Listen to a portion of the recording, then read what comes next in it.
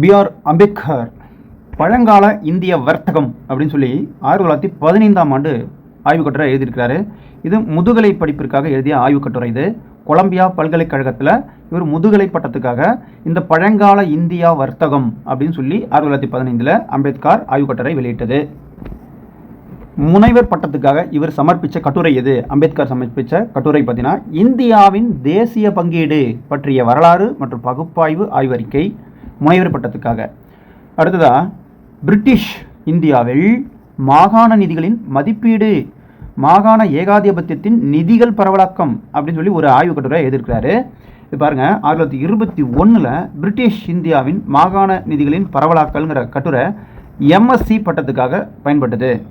அடுத்தது 1923 எடுத்துக்கோங்க, இதில் DSc பட்டம் இவர் வாங்குறாரு. அதுக்கு ரூபாயின் பிரச்சனைகள் எனும் ஆய்வறிக்கை DSc பட்டம், லண்டன் பொருளாதார பள்ளியில் DSc பட்டம் பெறுவதற்கு வழங்கினாருன்னு சொல்கிறாங்க.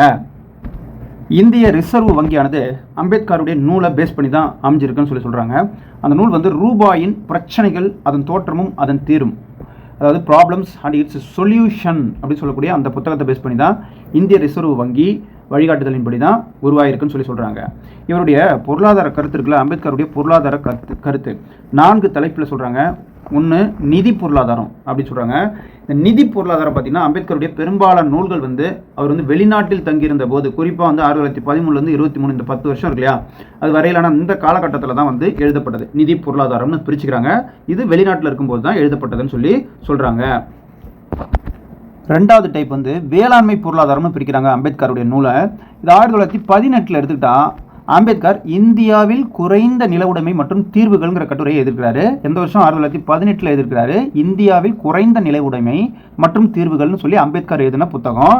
இது எப்படி இருக்குது அப்படின்னா, ஆடம் ஸ்மித் எழுதிப்பார் தெரியுங்களா, நாடுகளின் செல்வம்னு சொல்லிட்டு, பொருளாதாரத்தின் தந்தை ஆடம் ஸ்மித் நாடுகளின் செல்வத்தை போலவே இந்த இடத்துல அம்பேத்கரும் இந்தியாவில் குறைந்த நில உடைமை மற்றும் தீர்வுகள்ங்கிற புத்தகத்தில் நில உடைமை ஒருங்கிணைப்பு, இன்னொன்று நில உடைமை விரிவாக்கம்னு பற்றிய செய்தியை இவரும் சொல்லியிருக்கிறாருன்னு சொல்லி சொல்கிறாங்க. மூன்றாவது சமூக நீதி பொருளாதாரம்னு சொல்லி மூன்றாவதாக பிரிக்கிறாங்க. அடுத்ததாக பார்த்தீங்கன்னாக்கா நான்காவதாக இவர் என்ன சொல்கிறாங்கன்னா சம தர்ம பொருளாதாரம்னு சொல்கிறாங்க. அதாவது முக்கியமான தொழில்கள் எல்லாமே நாட்டு உடைமையாக்கப்பட வேண்டும்ங்கிறாரு. நிலத்தை அரசே நிர்வகிக்க வேண்டும், கூட்டு வேளாண்மை நடத்தணும் அப்படிங்கிறதெல்லாம் சமதர்ம பொருளாதாரத்தில் சொல்கிறாரு.